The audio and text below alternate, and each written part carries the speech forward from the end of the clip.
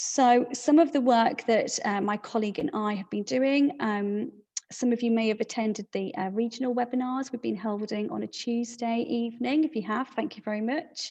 But it's all about equipping schools and assisting in ensuring that you know what your training needs are, and making sure that SEND is there on your school development, your settings development agenda. So this is it in a nutshell, the 4 aims. So this is what we're part of today's work is working towards those aims together with yourselves. And the whole focus really is for every teacher. Every teacher is a teacher of SEND, and every leader is a leader of SEND. You don't have to have SEND allocated in your job title in terms of a leader, but children are children and young people first and foremost. And if they have an additional need on top of that, we need to be making sure that in whatever area we are leading within our settings, that we are leading SEND within that. And the focus really is focusing on those children and young people who are identified as having special educational needs and disabilities at SEN support level. So it's really focusing not necessarily on those really high needs pupils and students who have, for example, an EHCP, but it's those who have an identified additional need, who are in our classrooms, who, if we're all very honest with each other, can often get a little bit overlooked because of our focus on the higher, more complex needs. So, as a whole school SEND team, just want to share with you what our regional strategies are. So we're looking to increase and develop the levels of engagement across the community of practice. So Whole School SEND Consortium has a whole range of very evidence-based resources that we want to be able to share with all of our settings in our region. And what we're asking you to do initially is your first step is to join our community of practice. Now, don't worry, that link will come out to you after this webinar today. But please do share this with all of your colleagues within your school and ask them to sign up to the community of practice. There's a lot of free, excellent training with some really high caliber experts and professionals, and it often saves time, energy and effort searching around for things as well. So please, please do join the community of practice. As I was saying earlier, our second strategy is to promote SEN support provision as a key mechanism to developing quality first teaching for all pupils. So again, going back to, if we can get it right for our children and young people with SEND at SEN support level, that we will get it right for all of our students and pupils in our settings. And in order for us to ensure that, we need to develop SEND knowledge and awareness. And I also want to add in confidence to that. I think confidence around SEND is really, really important. We are working with initial teacher training providers. And so if you are within your job role, if you are working with as the link mentor or tutor or in charge of leading initial teacher training, we're really looking to kind of explore what element of SEND, how does SEND, what does SEND look like in that provision. We're also looking at developing those senior leaders who are new to headship or existing senior leaders to make sure that they have the key SEND knowledge and skills that they need in order to be able to deliver quality first SEND provision within their settings, and also non-SEND specialists. So obviously today's webinar, we are targeting, senior leaders, and I think that's really, really important. So on to today's section, I will say that I will, having trained as a secondary teacher, I'm now working within primary and secondary. So if I say pupils or students, or children or young people, I mean any child or any young person within our setting. It's taken me years to stop using students and say pupils, and now I'm having to use both. So please don't think that it doesn't apply to your setting if that term's used. Okay.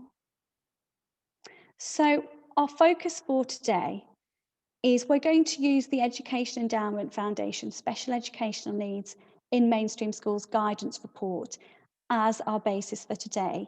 If that's a document you haven't yet had chance to look at, please do that, and I will send you the link for that at the end of the webinar. And our aims for today are as follows. I don't need to read them out to you, but it's to start that reflection process on where does SEND sit within our setting? You know, where is it on our list of priorities? Not saying it should overtake every other priority, but where does it feature? Is it a bolt-on that the SEND team deal with, or is it actually a golden thread that runs through our whole strategic development within our schools? And hopefully by the end of this session, you will have begun to identify those next steps, not only for your whole school or whole setting development, but also for development for yourself as well. So just to give you a little bit of data, I think it's really important to share with you why this is important. So as you can tell, there are 15.5% of pupils nationally who have an identified special educational need or disability. That's a huge, huge number of young people and children within our settings. And 12.1% of those pupils are at SEN support. So they are the pupils within our mainstream settings. And I think that's really important. So think about that. Now, I know our settings, our percentages in our settings may vary for whatever reason, but it's not something that we can't pay real attention to. So 78.1% of SEND pupils are at SEN support level in terms of the code of practice. And it's those pupils that we're focusing on. Just got a little bit of data here for you. So this is all the new data that's just been released. So if you just have a little look at that in terms of SEN support against all phases, that includes EYFS providers and colleges, sixth forms as well. And then just looking at where primary and secondary are as well. So across all settings, there's an equal amount roughly of SEN support pupils who are at that stage. Obviously, we would expect to see more educational health and care plans in other phases because of complex needs schools provisions, alternative provisions, and so on. So I'm just going to split this because I thought this might be useful for us to consider looking at actually the percentage in primary school of pupils with special educational needs is higher than that in secondary. And I think that's a really interesting question to ask ourselves is why is that? What happens to that other 1.7% when they transfer into secondary? You know, and I think that's we need to be kind of considering that with our schools that we network with our providers in terms of those, you know, our feeder schools, etc., etc. It'd be really interesting. They're just working on the college and FE data at the moment to see if that decreases even more into the next phase of education. And again, just a little comparison there of primary against secondary. I think it's really important to know in our region where we sit in terms of SEN data nationally. So whilst nationally it's 15.5% of all pupils with SEN, we're actually below national at 14.4 in the east of England and north east London, which I think is quite important to notice as well. And again, in terms of primary and secondary, we are still below national average, but not quite as much. Okay, so we've got our first breakout room now, and I just want you to spend some time just to be discussing and chatting and be really open and honest about what your experience in SEND is, if that's okay. So we'll just give you 3 minutes. Susie will send you off to your breakout rooms, and if you don't mind, and then when we come back, we'll have a look. Great. Okay, so let's move on. So a little warm-up quiz for you, just to kind of test your knowledge. If you can type into the chat, what are the 4 broad areas of need as stated in the SEND code of practice? Now, I have a little feeling that Catherine, you might be able to whiz those answers into here very quickly. Just interesting if everybody could have a go, that would be marvellous.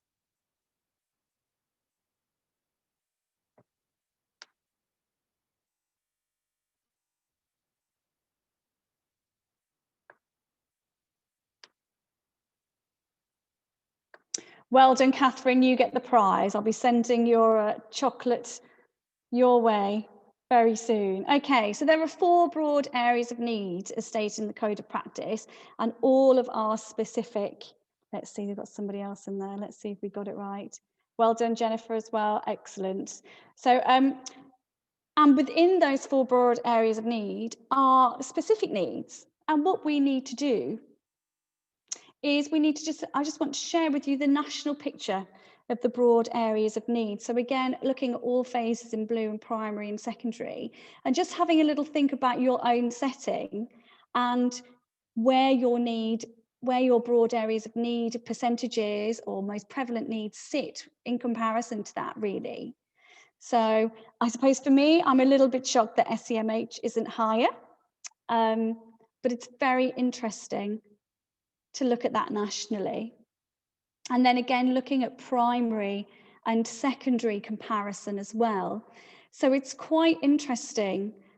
Just want to point out to you, if we note the secondary 41.4% in cognition and learning, and we compare that to the 39.9% in communication and interaction, you know, I want to challenge to some extent the identification of SEND at that stage, because what starts potentially as a communication and interaction issue, potentially speech and language, which has a massive impact on early acquisition of reading and writing skills, how does that then transfer into poor literacy, poor ability to access curriculum, etc., and therefore sometimes is identified as a cognition and learning need, but actually is it the continuation of a speech and language need that we are identifying, perhaps not in the right way? Just food for thought, a bit controversial. And then within those 4 broad areas of needs, we have our specific needs. So obviously SLCN, which is right in the middle, speech, language and communication, with autistic spectrum disorder next to it. Both of those would come under the communication and interaction. So it's really interesting to look at this data and to be considering, where does your data in your setting sit within this? So what I want you to think about, and if you could type into the chat, it would be really handy. So what is your school or your MAT's highest area of need?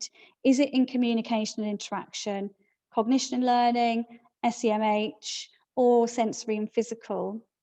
And it would just be really interesting to see how your data compares to national, and whether actually at this stage in the year, bearing in mind the impact of COVID on additional needs within schools and our identification of that, is this data now changing? So if you just want to have a kind of little think about that, and if you're happy to kind of just pop a few comments into the chat, that would be great. Can't get on my thing, that's great. Okay.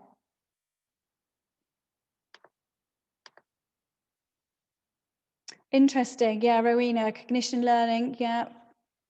Excellent, excellent. Thanks for your honesty there. We follow the trend, Norfolk trend, SEMH is higher than Norfolk, yeah. Perception, that's really interesting, Roger, you know, that's my point here, is actually, what is our data telling us? What's our perception against what our actual data is telling us? Because actually, is what is presenting as SEMH needs, is the actual underlying need and barrier to learning a communication and interaction need, or a cognition and learning need, or a sensory need? You know, I have experience, you know, I'm in school, I'm doing the job just like you guys. You know, I have a little boy at the moment whose behaviour is not as we want it, and it is down to a sensory need. It's not that he hasn't got the cognition and learning ability or the skills there, but it would be very easy to classify his needs as SEMH. Great. Okay, moving on. So this guidance report, Special Educational Needs in Mainstream School, was initially published in March 22, but something happened in March 2020, and I just no idea what that was. And so it kind of got missed. So there are two really key summary tools there with it. And I really urge you, if nothing else, to pull these out for your staff. So the 4 common SEND misconceptions, brilliant, brilliant tool. I've already used it with my staff in our teacher training and with our TAs, brilliant. And also around effective parental engagement for SEND as well. Over the summer term, myself along with some other colleagues worked towards additional resource tools, and this guidance report was relaunched in September 2020 with additional resources. And one of those resources I developed, and that is the 5 key SEND questions for school leaders to reflect on, and that's forming the basis of today's work. So do have a look at those, but I will make sure you get sent the links for those so that you can access them. Now, I will be really honest with you, there's nothing revolutionary in there. There's nothing that is experienced, well-skilled senior leaders that you don't know. What it is about is it's about bringing SEND to the forefront for us to be culturally and in our vision and in our ethos thinking about where does SEND sit within our setting, within our school development. Are we all, I go back to my earlier slide, are we all teachers of SEND? Yeah, where we take that responsibility, where we share that responsibility. Are we all leaders of SEND, regardless of our area of leadership? And the 5 recommendations, again, this is a supplementary document which I'll make sure you get. Those 5 recommendations, let's be truthful, there's nothing in there that is kind of, well, of course, we need a positive and supportive environment. But when we place SEN students and pupils as our focus in delivering these 5 recommendations, it means that we get it right for everybody. So what we're going to do now is I'm just going to go through the 5 recommendations, and just to kind of get you thinking about what does that mean for you as a senior leader, and some questions for you to ask. Now, it's really great that I've got some SENDCOs here today, which is great, but I want you to be thinking about what would the rest of your senior leadership team's response be to this, and if they would know, with this is a really great tool for starting those conversations. So create a positive and supportive environment for all pupils without exception. So how do you promote positive relationships, active engagement and well-being for all pupils with SEND, not generically across your setting, specifically for all pupils with SEND and their parents? We know in our jobs as SENCOs, those of us who have been in that role, we have some really challenging conversations a lot of the time. And I want us to be thinking about how can we focus on how that work is happening and what issues and peaks and troughs are being thrown at us, and what can we be looking at in terms of our whole setting, procedures and systems and communication that would actually improve that for all and potentially decrease those often tensions that arise when things aren't quite right. Are materials on paper and online accessible to all? Very simple. I know we may be doing it, or one person or a group of people in the setting may be doing it, but if we're all teachers of SEND and we're all leaders of SEND, and we are leaders in our classrooms just as classroom teachers, that's really important. Is that consistent across our setting? And in considering your most prevalent area of need in your school or your match, does your SEND provision address this? Is it built into that? Is it that SEMH is your primary area of need, your most prevalent area of need? Or is it cognition and learning for parents potentially and pupils and students, which is then resulting in behaviours and interactions that we're seeing as a result of inaccessibility potentially? So these questions you will get a copy of at the end, so please don't worry. But it would just be nice if you could just be jotting down any thoughts that are coming to you regarding this, and, you know, thinking about your own setting, and also, actually, and just, you know, having a moment to reflect for yourself. The second recommendation, to build ongoing holistic understanding of your pupils and needs. Now, I know as a SENDCO, well, I know that, and that is my job. But we're thinking about whole school strategy, whole setting ethos, whole setting leadership, okay? And do we, as a whole setting, are we all contributing, and do we all have an ongoing holistic understanding of pupils and their needs? So just a couple of things to think about. What percentage of your pupils are on the SEND register in your school? And how does this compare to local and national averages? I think for those of you who are kind of sat here thinking, well, I know that because that's my role as SENCO, it would be really, really interesting for you to share these questions in an SLT meeting, and have a SEND discussion around that in terms of improving your colleagues' confidence and knowledge around these areas. What is the process for a child to be placed on the SEND register? Is that something that just the SENDCO really, really knows? Or is that well shared? Is it a case of, well, I raise concern as a teacher and I don't have anything more to do with that? Thinking about our processes and our systems. What are teachers' attitudes and approaches, apologies for the typo there, towards pupils with SEND? And again, that relates back to the first recommendation. You know, that is, you know, there will always be pockets of fabulousness. Of course there is. But we're trying to make sure that we're doing this for all SEND pupils without exception who are at SEN support level. It might be worthwhile just kind of thinking about a few of your pupils or families as we're going through these. And how does your school interpret and implement the graduated approach?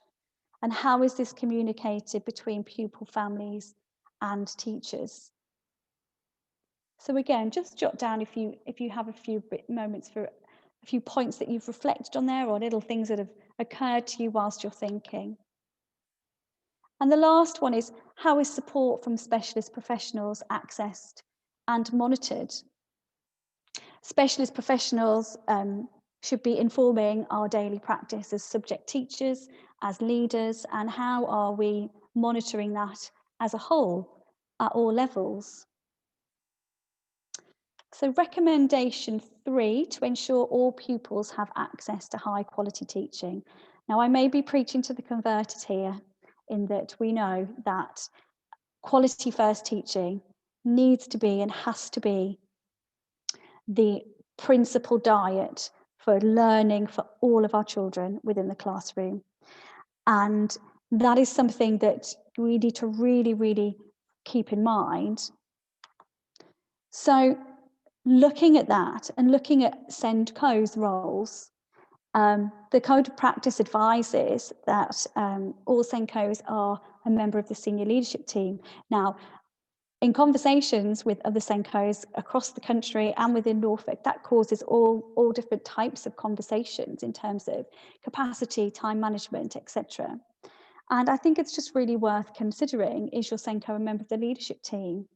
And if they're not, then who is there? Who is the advocate on the senior leadership team who is ensuring that that communication between the SENCO and the senior leadership team is really, really strong? And also, what is the purpose, therefore, of the SENCO, whether they're on the senior leadership team or not? How frequently is SEND on the agenda of SLT meetings? It's really highly advised that SEND is a standing agenda item, whether we spend a large percentage of a meeting or just a very small section of a meeting. That, you know, in terms of safeguarding, you know, all of those things that are always on our agendas, that SEND needs to be on there. And that's because we're trying to push forward the culture, again, going back to that we are all leaders of SEND and we are all teachers of SEND. And that's something that we've done within my setting. as well, which is working really, really, really well. How does the Senko meaningfully input teaching and learning decisions in the school? Sometimes the Senko can be doing their section, and it's really, really important that they have, that there is a team effort with the Senko included into developing teaching and learning decisions.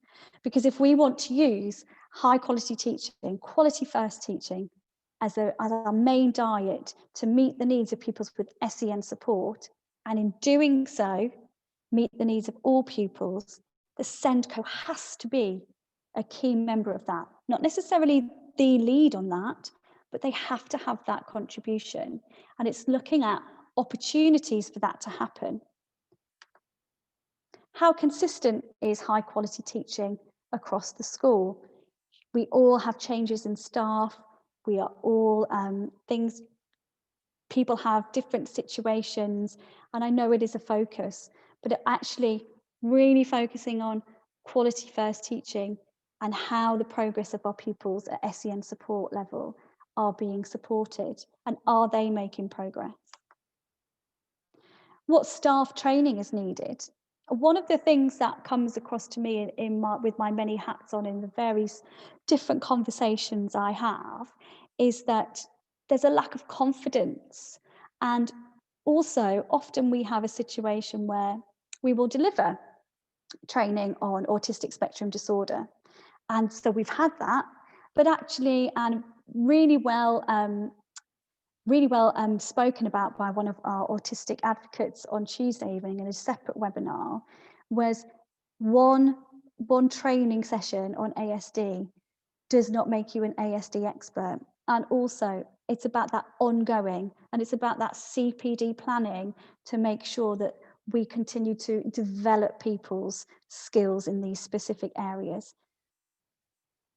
So again, just have a little reflect on that. I've just got a little chat question, if I can get to it. Just give you a moment to think. Okay, number 4. Complement high quality teaching with carefully selected small group and one-to-one interventions. So interventions need to complement, not replace. And I think often it's the other way around. And I think that's where the focus on quality first teaching to meet the needs of SEN support students really needs to be a whole school focus. It needs to be there on our whole school development plan, because it makes putting interventions into place really difficult, because we don't know what gaps we're trying to fill, and we will never fill a quality first teaching gap with an intervention. So it's just something to really bear that in mind and really take that message home. So what SEN provision is in place in your school or MAT? Do all of your senior leadership team know that? It's fine if they don't, but these are questions to be asking together. What small group and one-to-one provision is in place, and what impact is this having? Again, what is in place to monitor and evaluate the impact of this provision? Are those interventions evidence-based? Are they highly structured and targeted? How are those decisions made about who is getting that? Again, I go back to, does that fall into the realm of the Senko as a bolt-on, or is this a golden thread that it's going through our whole school development and plan in order for our schools and settings to move forward? And also, very interestingly, how do you monitor unintended consequences, such as interventions becoming a barrier to inclusion? And there's an example there. So it's really, really, really important. And again, apologies if I'm preaching to the converted. It's really, really important that the interventions we put in place are evidence-based and specific to the particular needs or gaps in knowledge and skills or learning, or are aimed specifically at the barrier to learning for the individual student or child. Because putting them into something that isn't targeted, that isn't specific, that isn't evidence-based, can actually be more damaging than no intervention at all. And I think when you're speaking to Senkos, I mean, I found myself in this position at times as well. What are we going to do about it? What are we going to do about it? Well, sometimes it's better to delay that action in order to plan it more succinctly and make sure that we are putting the right intervention action into place than trying to hurriedly do something. And point 5, work effectively with teaching assistants. How much of your SEND provision is delivered by highly skilled and qualified teachers? I think that's a really interesting question to ask within your SLT team. Because as we know, our SEND pupils need the most expert person in the room. They need a highly qualified person. And TAs, you know, are marvelous, but they cannot replace our teachers. How much of the provision is delivered by TAs? And I think it's really interesting to have a look at what that percentage looks like. And then when we go back to the misconceptions around SEN, I think that gives you really good evidence to kind of have that discussion about provision and the impact of quality first teaching as well on your pupil progress. Again, supplementing, not replacing, and also looking at TA deployment. How is that systematically and robustly reviewed each year? So I'm conscious I've talked a lot at you there. And oh yes, last point. In my setting at the moment, and if we have training, all of our TAs are involved in training. They all receive the development training. They all attend development meetings, and that can be quite logistically difficult for a lot of settings. But if they're not involved in that and they're not being developed and they're not getting the skills and they're not sharing the vision, the direction, the strategic aims within the school, then how are they able to effectively contribute to that? So, got another little breakout room, if that's okay for everybody. So Susie is very kindly going to pop you into a room in a moment.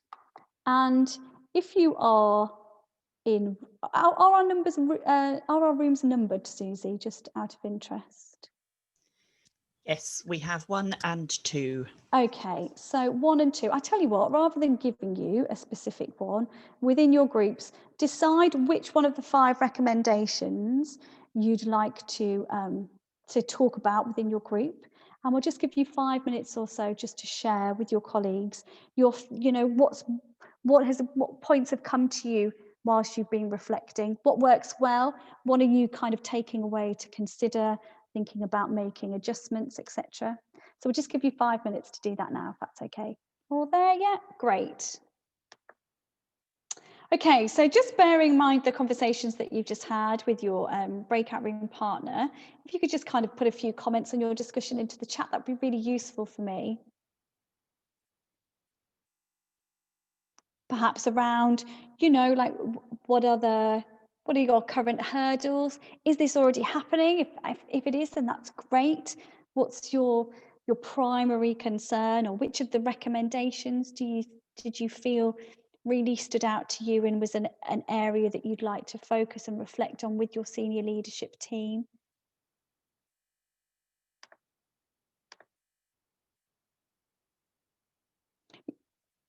Excuse me. Yeah, sorry, 1 second. It's not COVID, I promise.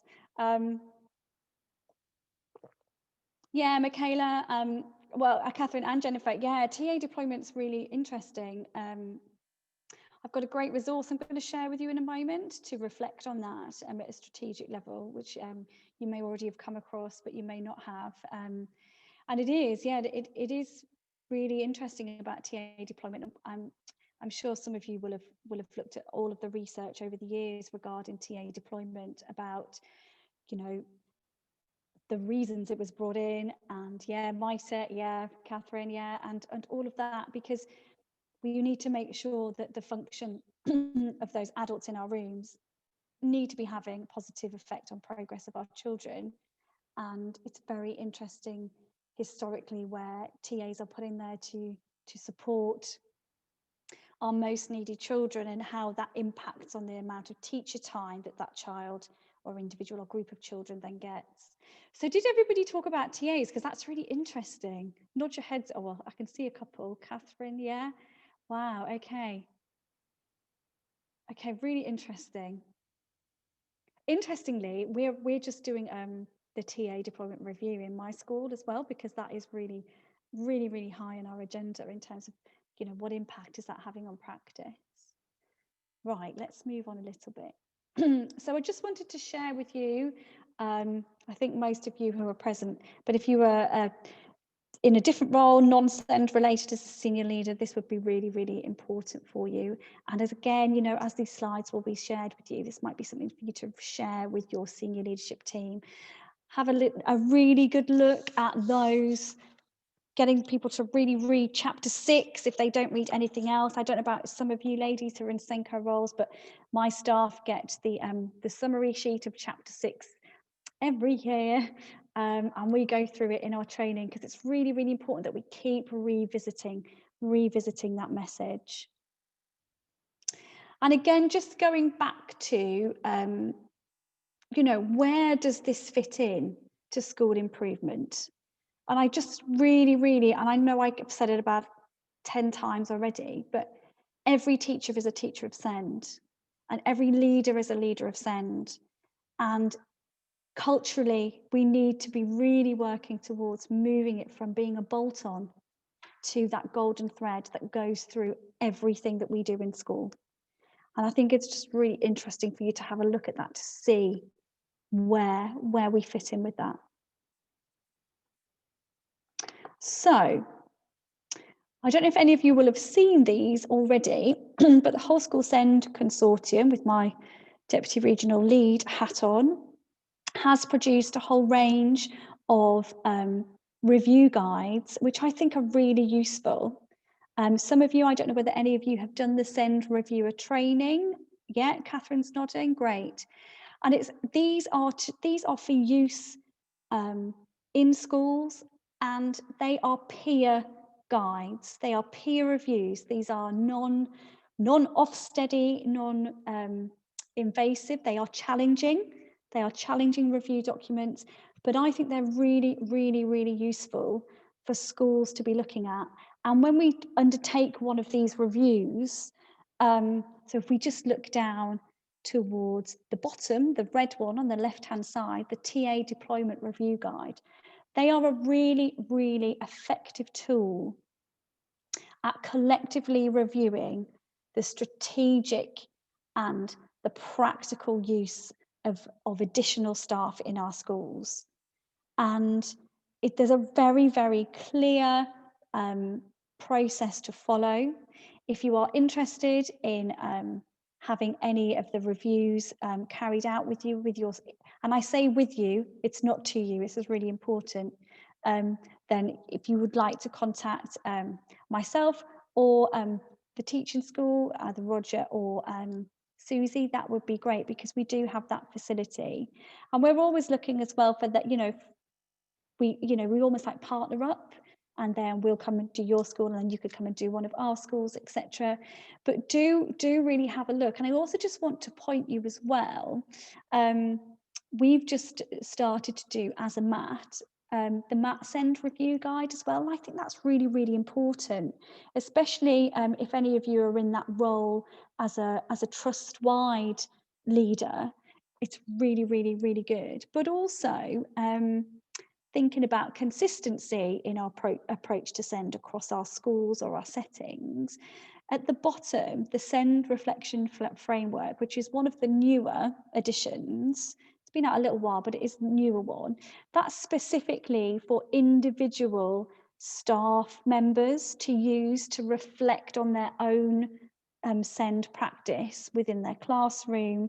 And I think I've been using these with some of our NQT+1s, and it's really, really, it's very, very supportive. You can use it as a coaching tool, but they're really good. So I'll send you the link to those if you don't already have them. Something else that we are able to offer is, as you can see, you will probably have heard of the Education Endowment Foundation's learning behaviours, evidence-based research reports, guidance reports they've been putting out, and that learning behaviours training is available. Now, SEND is just one of the 5 parts of that, and we will be offering some of that training in the future. So if you think, actually, we could do with some of this, then please feel free to have that discussion with the research school and the teaching school. That would be, you're more than welcome. We will be offering that, so please do keep an eye out. And again, the opportunity to revisit SEND, it's a bit of a whistle-stop tour this evening, and to do that with more than one colleague from your school, which I think is really important in order to bounce those ideas and that reflection off each other. And that's just the contact details if you're interested in any SEND support from myself or from another SLE within our team. Even if it's just a chat, you're very welcome to have our contact details. And again, for a SEND review, please do contact the team. There's 2 more of the Quick Start webinars taking place, as you can see there, self-regulation on the 11th and the early career framework on the 18th. But again, if you're interested, please do get in touch. So this is my contact details with my DRSL hat on.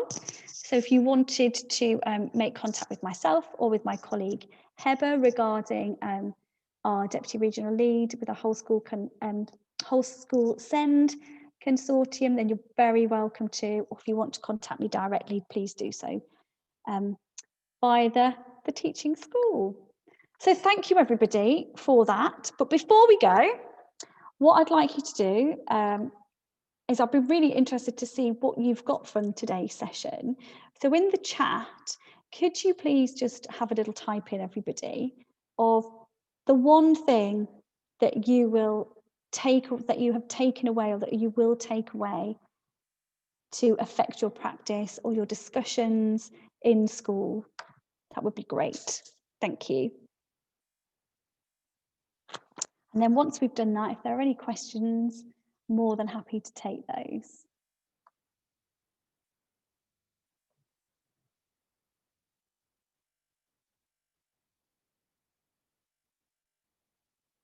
Yeah, great. SEMH and the code of practice, have you got it right? Great, Michaela. Yeah, it's really tricky. It's not easy, but that's a really good thing to start to look at. Supporting other members of SLT to know key facts about SEND and build confidence. Yeah, really important.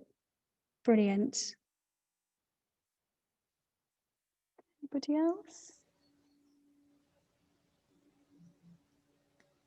Lovely. Are there any questions that anybody would like to ask at all? If not, then thank you so much for attending. I hope you found that useful. And if nothing else, just an opportunity to just kind of take a moment and sit and really reflect on where are we at with SEND within our own individual setting. So thank you very much.